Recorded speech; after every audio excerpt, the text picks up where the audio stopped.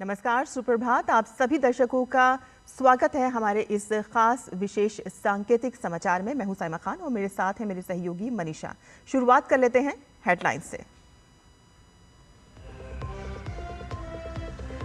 प्रधानमंत्री नरेंद्र मोदी देश के युवाओं के लिए 62,000 करोड़ रुपए की योजनाओं की करेंगे शुरुआत। योजनाओं में बिहार पर विशेष जोर।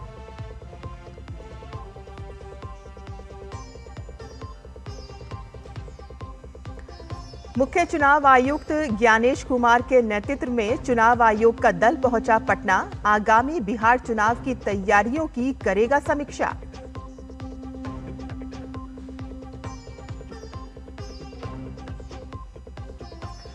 गोवा की जनता को मिलेगा आवास का बड़ा तोहफा। गृह मंत्री अमित शाह करेंगे माझे घर योजना की शुरुआत। स्मार्ट सिटी और ई गवाह जैसी परियोजनाएं भी होंगी लॉन्च।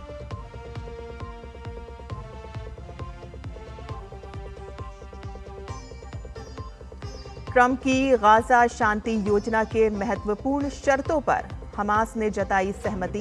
बंधकों की रिहाई और गाजा की सत्ता छोड़ने पर राजी। हथियार डालने पर साधी चुप्पी।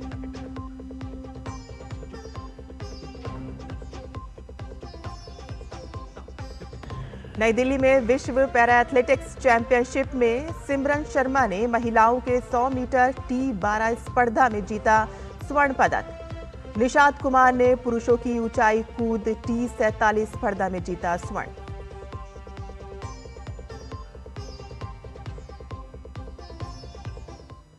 समाचार विस्तार से।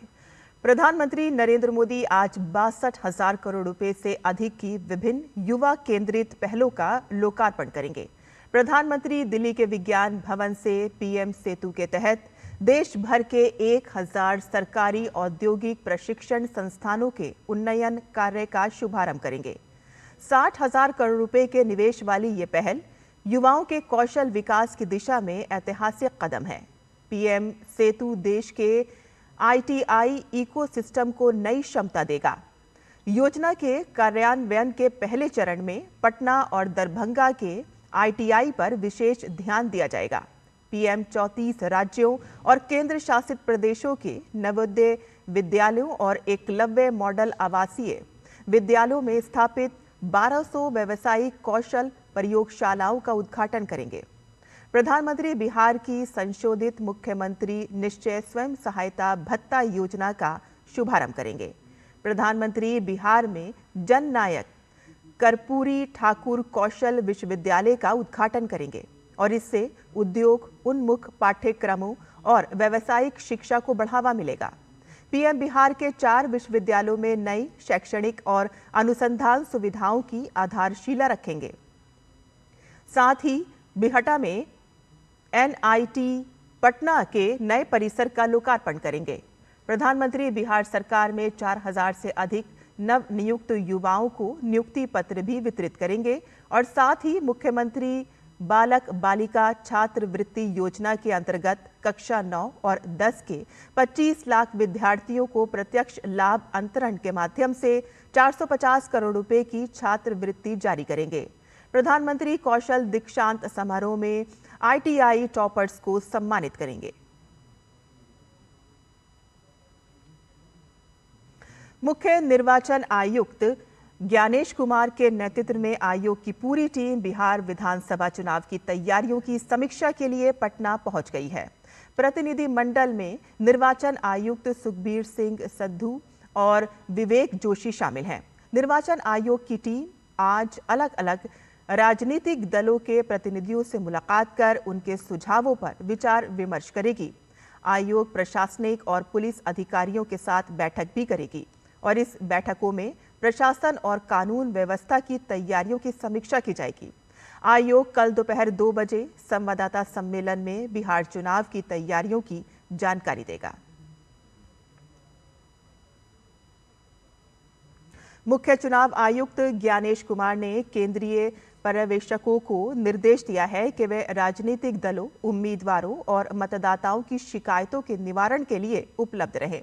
मुख्य चुनाव आयुक्त ने बिहार विधानसभा चुनाव और कुछ राज्यों में उपचुनावों के लिए तैनात केंद्रीय पर्यवेक्षकों से ये बात कही है। उन्होंने कहा कि चुनाव पर्यवेक्षकों लोकतंत्र के प्रतीक हैं। केंद्रीय गृह एवं सहकारिता मंत्री अमित शाह छत्तीसगढ़ के दौरे पर हैं। अमित शाह जगदलपुर में संस्कृति व सौहार्द के प्रतीक बस्तर दशहरा महोत्सव में शामिल होंगे। वे जगदलपुर स्थित माता दंतेश्वरी मंदिर में दर्शन और पूजा अर्चना भी करेंगे। रायपुर पहुंचने पर छत्तीसगढ़ के मुख्यमंत्री विष्णुदेव साय और छत्तीसगढ़ के उप मुख्यमंत्री ने उनका स्वागत किया।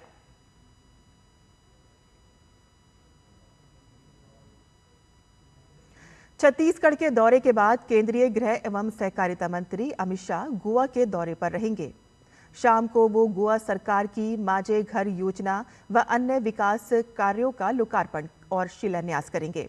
अमित शाह गोवा में नए डेंटल कॉलेज भवन, पणजी के डीबी ग्राउंड में स्मार्ट सिटी स्टेडियम और उत्तर व दक्षिण गोवा में ई गवाह कक्षों का भी उद्घाटन करेंगे और इससे गोवा देश का दूसरा राज्य बन जाएगा जहां ये प्रणाली लागू की गई है।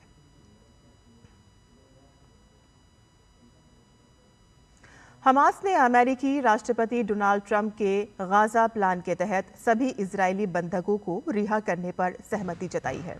हमास ने यह भी कहा है कि मध्यस्थों के माध्यम से तत्काल गाजा प्लान पर विस्तृत चर्चा के लिए तैयार है, लेकिन हमास ने हथियार डालने पर चुप्पी साध ली है। हमास ने कहा कि अमेरिकी शांति योजना में शामिल कई प्रमुख बिंदुओं पर बातचीत की आवश्यकता है। हमास की ये प्रतिक्रिया अमेरिका के राष्ट्रपति की हमास को शांति योजना स्वीकार करने या पूरी तरह से बर्बाद होने के लिए रविवार तक की समय सीमा देने के कुछ घंटों बाद आई है। अहमदाबाद में वेस्टइंडीज के साथ पहले क्रिकेट टेस्ट के तीसरे दिन भारत आज पहली पारी में 5 विकेट पर 448 रन से आगे खेलेगा। ध्रुव जुरेल, रविंद्र जडेजा और केएल राहुल के शतकों की बदौलत भारतीय टीम ने वेस्टइंडीज पर 286 रन की महत्वपूर्ण बढ़त हासिल कर ली है और कल का खेल समाप्त होने के समय जडेजा 104 और वॉशिंगटन सुंदर 9 रन पर खेल रहे थे। विश्व पैरा एथलेटिक्स चैंपियनशिप में कल भारतीय एथलेटिक्स ने 2 स्वर्ण सहित 4 पदक जीते। Para high jumper Nishad Kumar ने नया एशियाई रिकॉर्ड बनाते हुए हाई जंप T47 में स्वर्ण पदक जीता, तो वहीं सिमरन शर्मा ने महिलाओं की 100 मीटर T12 वर्ग में स्वर्ण पदक जीता। प्रीति पाल ने महिलाओं की 200 मीटर T35 में प्रदीप कुमार के डिस्क थ्रो F64 में कांस्य पदक जीता। भारत अब 6 स्वर्ण, 5 रजत और 4 कांस्य पदकों के साथ तालिका में शीर्ष 5 में शामिल हो गया है।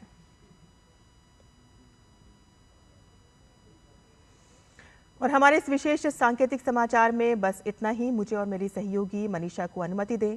नमस्कार।